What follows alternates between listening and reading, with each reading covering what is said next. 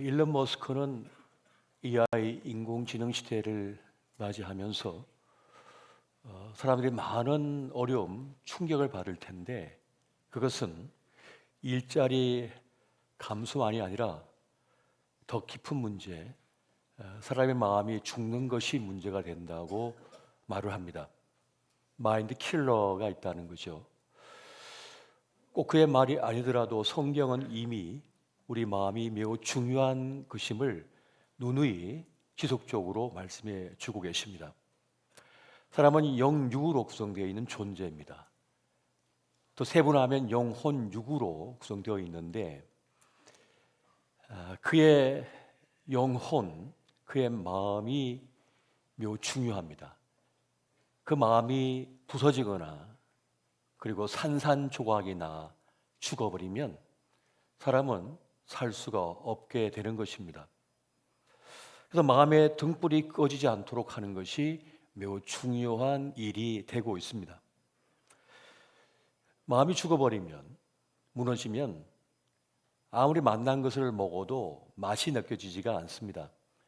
계절의 변화가 느껴지지가 않습니다. 좋은 것을 보아도 좋은 줄 모르게 됩니다. 그리고 삶의 의미와 가치를 상실해 버립니다. 살 수가 없는 겁니다.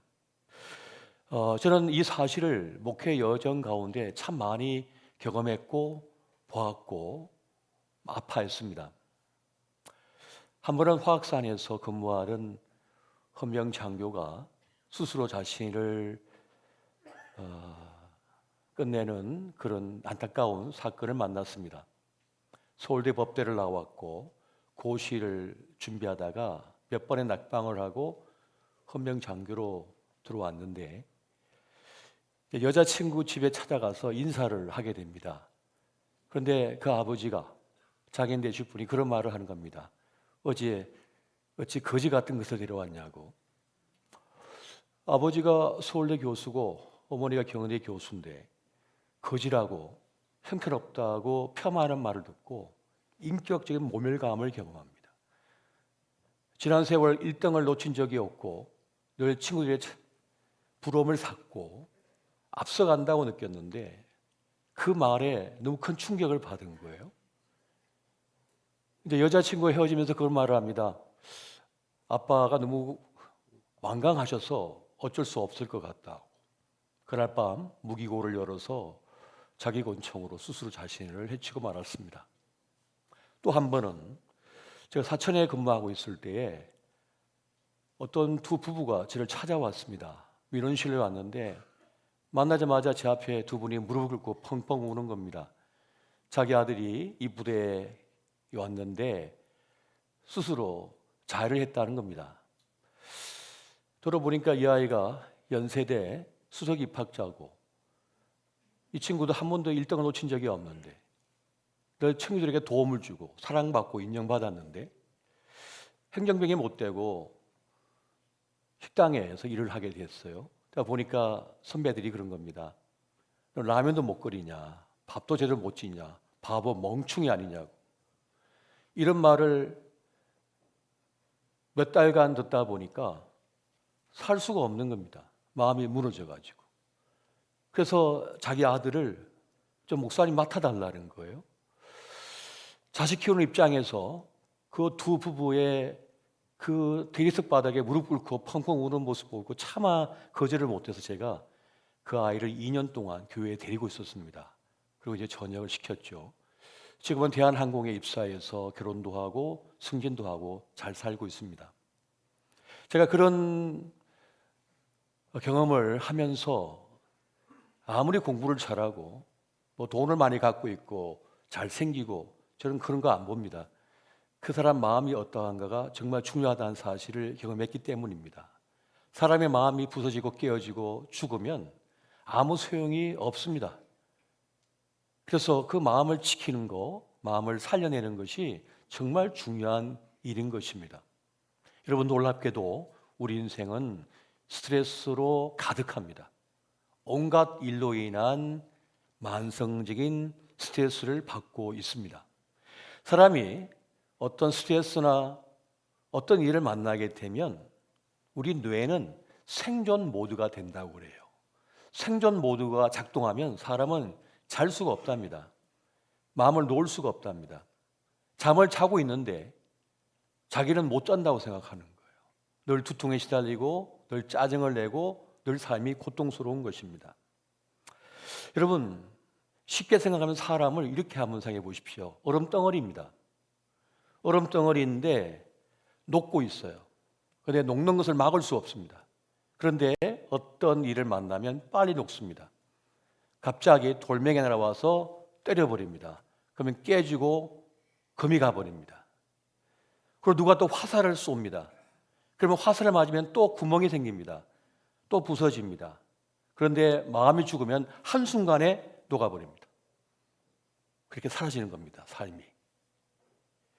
그래서 이 마음을 지키는 것, 자기를 돌본다고 하는 것은 그렇게 중요한 일이 되는 것입니다. 그럼 어떻게 해야 할까요? 성경의 가르침을 우리는 따를 수가 있어야 되는데요. 여러분, 내가 통제할 수 없는 것은 내버려 두어야 됩니다. 통제할 수 있는 것만 통제하면 되는 겁니다. 내버려 둘 건 내버려 두고 내가 붙잡을 것만 붙잡고 가면 되는 것입니다. 그러니까 내려놓음이라는 말이 맞는 거죠. 하나님께 의탁하고 전적인 위탁을 하고 내려놓는 것입니다. 그래서 전적 위탁의 기도라고 하는 것도 있는 것입니다. 나의 생사하복을 주님 앞에 의탁하는 겁니다.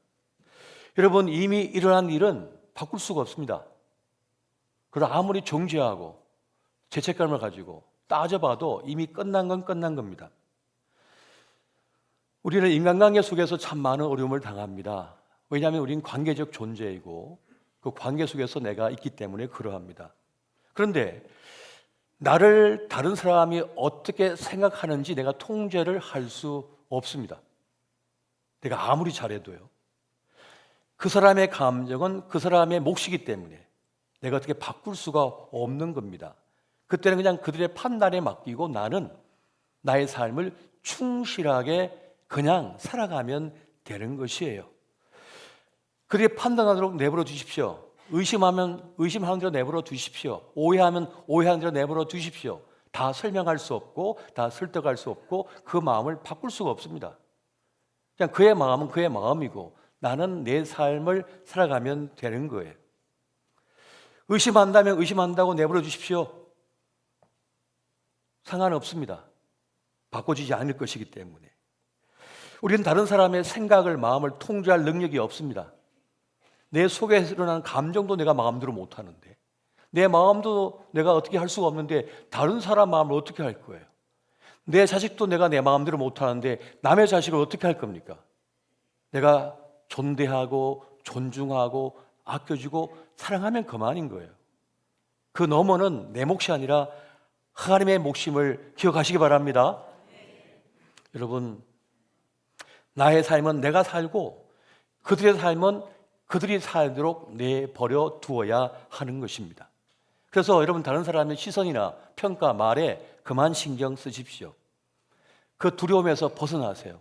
그렇지 않으면 다른 사람의 생각에 갇힌 인생을 살아가게 됩니다. 그것은 고통인 거죠.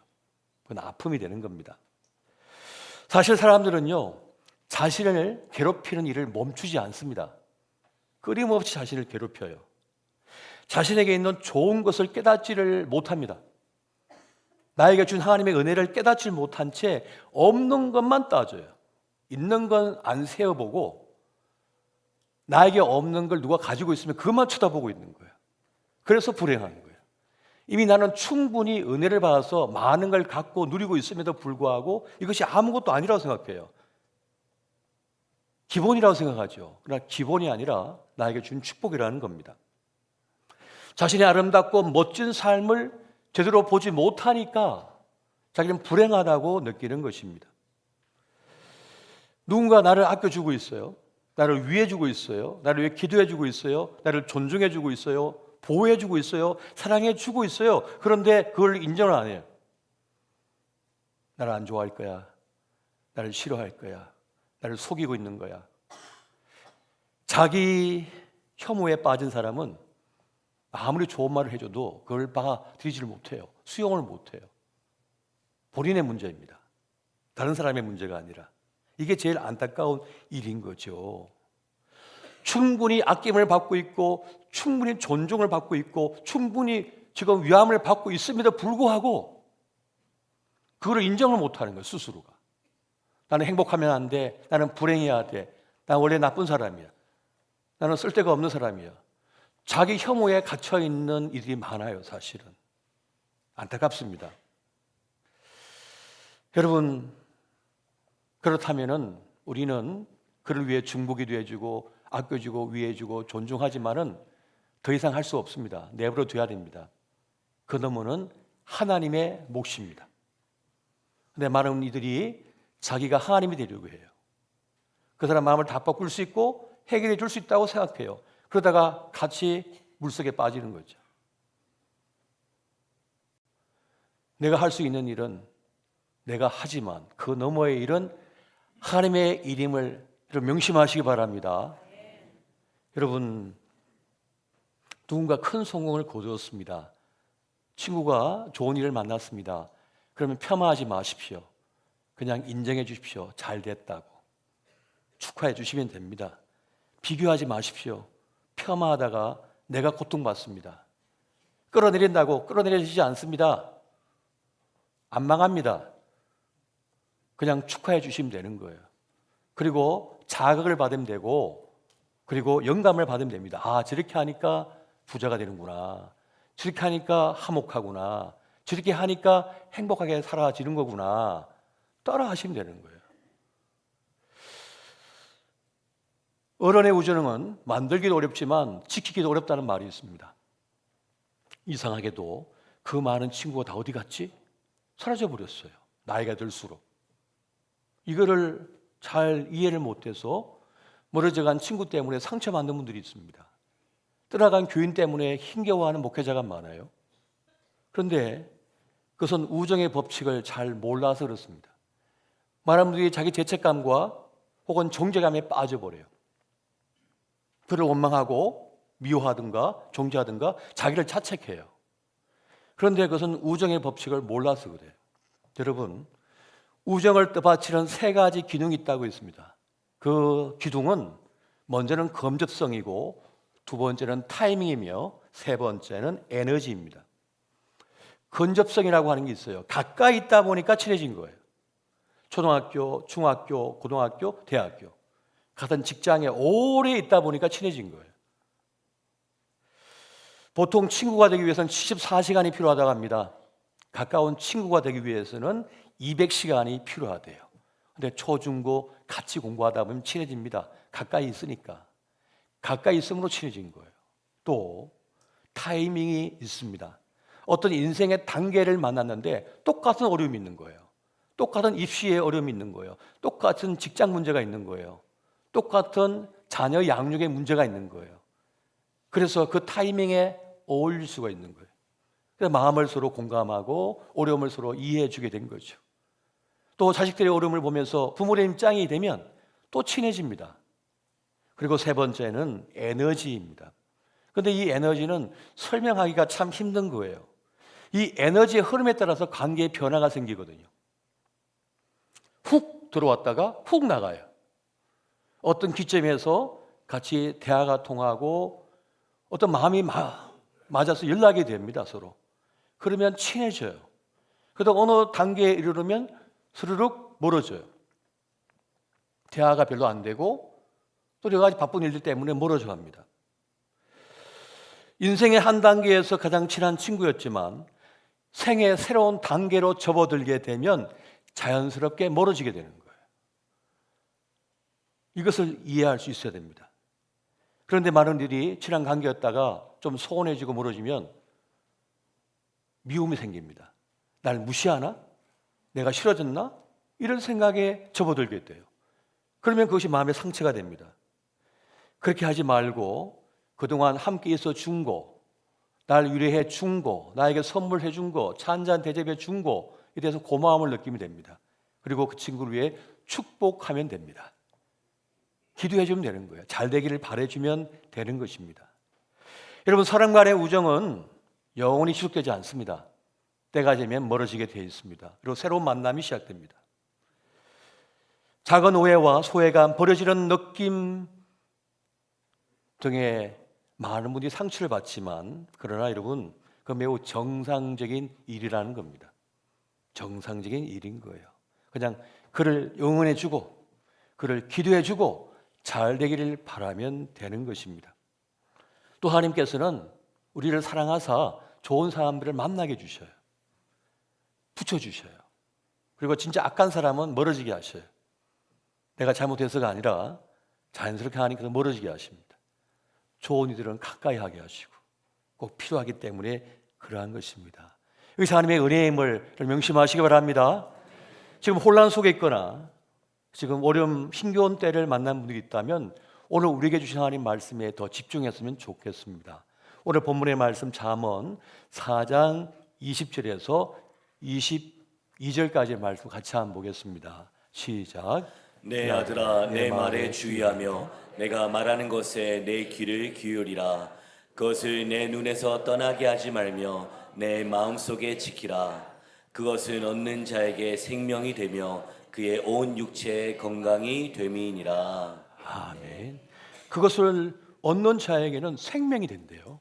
그리고 온 육체의 건강이 될 것이다. 이렇게 말씀합니다. 무엇입니까? 그것이 하나님의 말씀이라는 거예요. 하나님 말씀은 무엇입니까? 창조의 능력이 있습니다. 치유의 능력이 있습니다. 구원의 능력이 있습니다. 이 우주를, 지구를, 인간을 말씀으로 창조하셨습니다. 주님께서. 또 주님은 말씀합니다. 내 입을 크게 열라. 내 말을 먹어라 라고 말씀하고 계십니다. 하나님의 말씀은 생명의 씨앗이죠. 살아있습니다. 영적인 것입니다.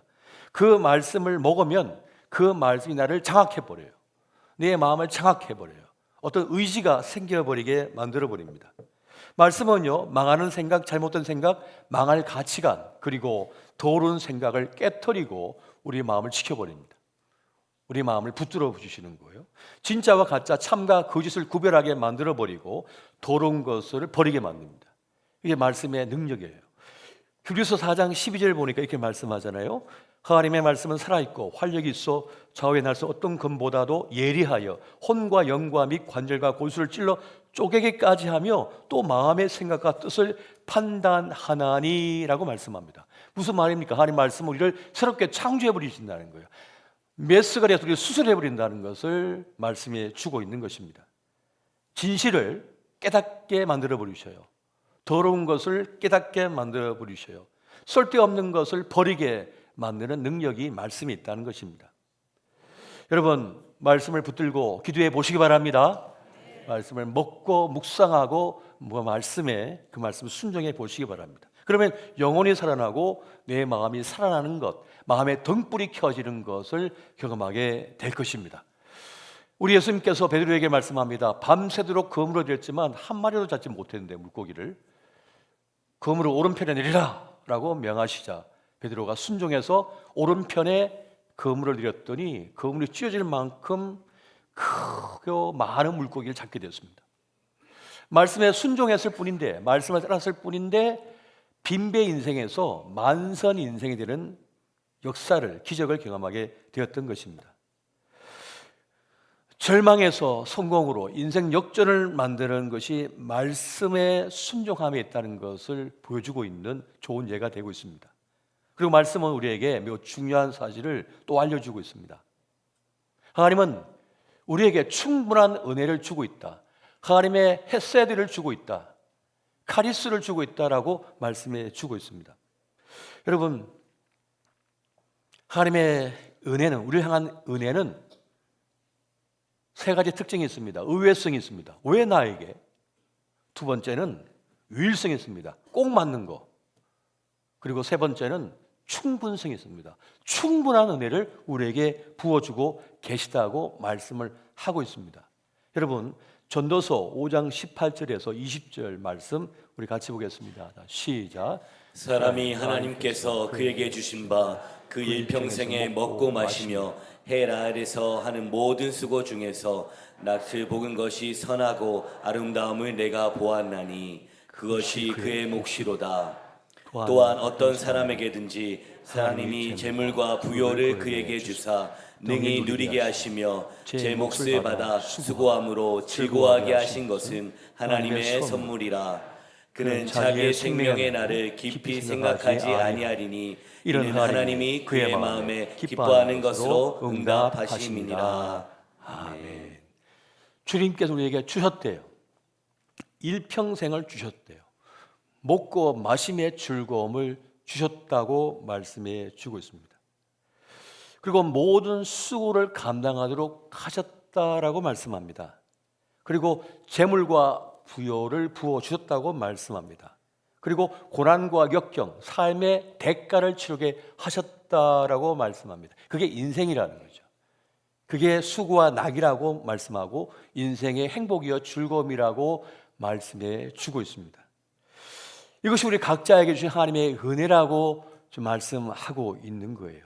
그렇기 때문에 이것을 받아 누리는 것이 마땅한 바이고 또 그렇게 즐거움을 누릴 수 있어야 된다고 말씀해 주고 있습니다. 그런데 우리는 하나님 말씀보다는 세상의 말에 더 귀를 기울이며 살아갈 때가 많습니다. 사실 우리 살아가는 세상은 나쁜 소식으로 가득 차 있습니다. 유튜브를 보면, 신문을 보면, 뉴스를 보면 온갖 나쁜 얘기만 가득합니다. 우리 끝났다, 우리 망한다, 우리 소망했다, 소멸한다, 이런 얘기만 계속하면서 약을 팔아요. 그래서 이거 먹어야 된다고, 이거 가입해야 된다고, 이거 누려야 된다고, 이거 입어야 된다고, 결국은 그 얘기에서 조회수 놀려가지고 돈벌이 하고 있거든요. 다 그런 식이에요, 세상은. 그래서 다 절망합니다. 다 조종당합니다. 다 슬퍼합니다. 통곡합니다. 그런데 제가 볼 때는요, 우리 사는 세상 현재는요, 역사상 가장 풍요로운 때를 살아갑니다. 가장 풍요롭고 가장 안전하고 가장 즐거운 때를 우리가 살아가고 있거든요. 그런데 이것을 깨닫지를 못하고 있어요. 이것이 큰 문제가 되고 있는 겁니다. 여러분, 백일잔치 왜 합니까? 돌잔치 왜 합니까? 환갑잔치 왜 했습니까? 다 죽었으니까요. 너무 일찍 다 죽어버려서 그런 거예요. 왕조도 마찬가지입니다. 대궐에서도 똑같아요. 왕자들이 얼마나 많이 죽었어요. 그래서 그렇게 많은 후궁을 뒀잖아요. 하도 많이 죽으니까. 지난 세기들을 보십시오. 평균 연령이 40, 50대예요. 그래서 환갑잔치를 했단 말이에요. 그런데 지금은 환갑잔치 하면 왜 하냐고 그러잖아요. 칠수도 요즘은 민망해해요. 하도 건강하니까, 오래 사시니까. 그러니까 이전 세기보다 우리가 얼마나 건강하게 잘 살고 있습니까? 얼마나 좋은 약들이 많습니까? 얼마나 풍요롭습니까? 그런데도 우리는 불행하다, 우리는 끝났다, 우리 소멸한다, 소망 없다고 떠들고 있습니다, 세상이. 여러분 속지 마시기 바랍니다. 그 어느 때보다 여러분 행복하신 것을 믿으시기 바랍니다. 이전에는 조금만 전염병 생기면 아이들 죽었다고요. 아이들 장성한 걸 못 봤다니까요. 요즘 왜 치매 이런 것이 문제가 됩니까? 옛날에는 치매가 없었습니다. 일찍 돌아가셔가지고. 그런 게 없었다고요. 오래 사시니까 치매 문제가 생기고 여러 가지 나이 들어서 생기는 병들을 우리가 보고 있는 거잖아요. 전에는 없었어요. 일찍 다 가셔가지고. 그런데 우리는 불행하다고 느껴요. 근데 그렇지 않습니다. 대한민국이 얼마나 안전하고 얼마나 좋은 나라인지 몰라요. 정말 괜찮은 나라예요. 나가 살아보시면 금방 깨닫게 됩니다. 이렇게 좋은 나라가 있나 싶을 정도예요. 여러분, 다른 사람의 시선이 아니라 하나님 은혜 안에 살아가시기 바랍니다. 일론 머스크인가요? 뭐 한국이 세계에서 제일 먼저 소멸할 거라고 웃기지 말라 하십시오. 누나 빨리 소멸하지 말라 그러십시오. 소멸할 것 같아서 지금 전쟁하고 있는 나라가 다 소멸됐겠죠, 이미. 기아와 가난에 찌들고 있는, 맨날 내란이 일어나고 있는 그런 나라가 소멸했겠죠. 근데 소멸했습니까? 소말리아가? 지금 아프리카가 소멸했습니까? 여전히 건재합니다. 속지 말아야 됩니다. 약 팔고 있는 거라고요. 무엇보다 하나님의 은혜가 우리에게 작동하고 있음을 믿으시기 바랍니다. 끝날 것 같은 일제시대 때 끝났죠. 나라 이름도 뺏겼었는데, 아들, 딸 다 뺏겼었는데, 그때 이미 끝났겠죠. 임진왜란 때 끝났겠죠. 근데 그때도 안 끝났는데 뭐가 끝납니까? 이렇게 잘 나가고 있는 나라인데 속어서는 절대로 안 된다는 겁니다. 여러분, 우리는 은혜로 왔다가 은혜로 가고 있음을 믿으시기 바랍니다. 은혜로 살고 또 은혜로 구원받는 것입니다. 그것이 우리의 삶입니다. 나의 나된 것은 하나님의 은혜로 된 것이라고 사도 바울이 고백을 했습니다. 마찬가지로 나의 나됨, 우리의 우리됨은 하나님의 은혜로 된 것임을 명심하시기 바랍니다. 나는 은혜로 살고 있다. 나는 은혜로 살고 있다라고 하는 이 사실을 믿고 나아갈 때 우리는 흔들림 없는 내 삶의 길을 뚜벅뚜벅 걸어갈 수 있는 것입니다. 여러분, 원망하지 마십시오.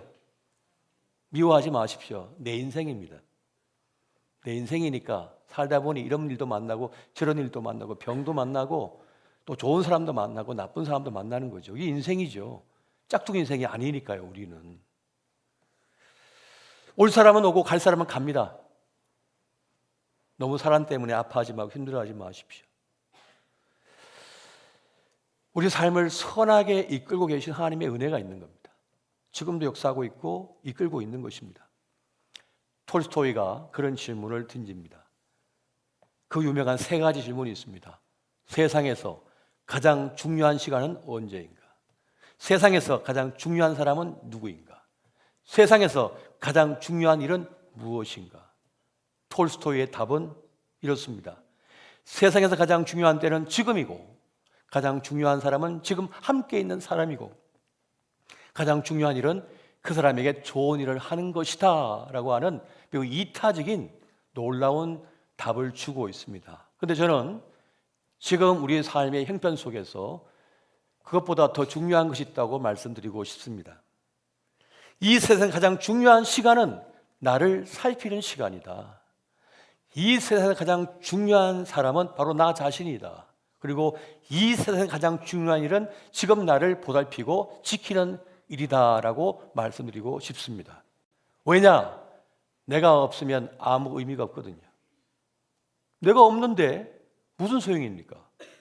내가 없는데 자동차가 무슨 소용이 있냐고요. 내가 없는데 아파트가 무슨 소용이 있냐고요. 내가 없는데 친구가 무슨 소용이 있냐고요. 내가 사라졌는데.